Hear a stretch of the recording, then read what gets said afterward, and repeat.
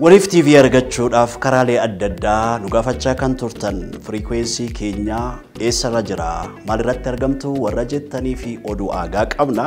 Waliif TV'n karaa toora Itiyoosaati qophiilee barsiisoo bashannansiisoo ta'an gaazexeessota muuxannoo jajjabaa qabaniin dhiyaatee jira. Qaranqartuu qaraa warri karaa miidiyaa hawaasaa qofaan nu hordofaa turtanii waan obsaan nu faana turtaniif galata guddaa qabdan. Amma immoo karaa Itiyoosaatiitiin ol baanee jirra. Itiyoosaatalaaytii irratti Waliif TV yennaa da'attan qophiilee barnootaa akka akeektii akkanumallee immoo kuula shaggar gannee fi kabra waan fayyaan wal qabatanullee qabannee dhiyaannee jirra. Waliif TV waan obsaaf jaalalaan filattanii daawwattanuuf galata guddaa qabdu. Nu eegaa. Khaleesi seenaadha. Arri khanna boru ammoo abdiidha. Abdii boruutiif khanna irratti fayyadamne waa lafa kaaf waa daakuma gallee turre. Ollee bubbullee haala hojjannee dhufneeti jirra. Waliif TV'n yeroo dheeraadhaaf obsaa fi hawwii guddaan eeggachaa turtan sagantoota bashannansiisoo barsiisoo tahan akkuma waadaa galetti qabatee dhufeeti jira. Qophiilee Waliif TV'n isinii dhiyeessu keessaa oduu waliif. Harka fuunee kam jirtu kabajamtoota daawwattoota keenya. Miidiyaa keessan Waliif TV irraa oduu yeroo kanaatiif qindeeffannee jirruun isinitti hima. Dhufaana Anabboo Maqaasooti oduu jalqabaatti dabara. Qophiileen Waliif TV'n isin bira ga'an kana duwwaa miti.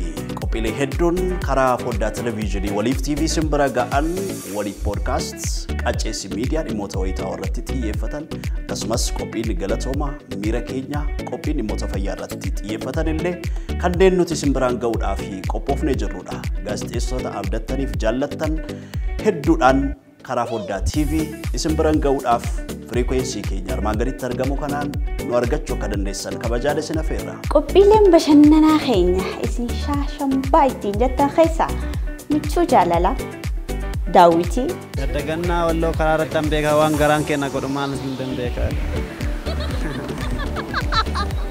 Akkasumallee ammooti maaddii waliif maaltu hafe gaalaarii waliif keessatti sirboota adda addaatiin shaashambaa jettu maal kana qofa.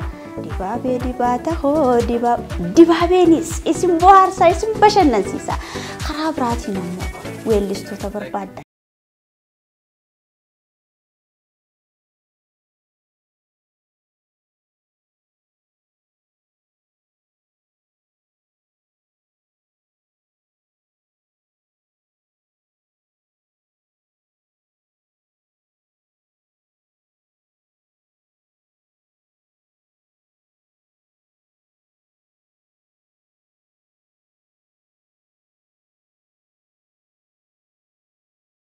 nu argatuu dandeettu. Waliif TV ilaalcha haaraa.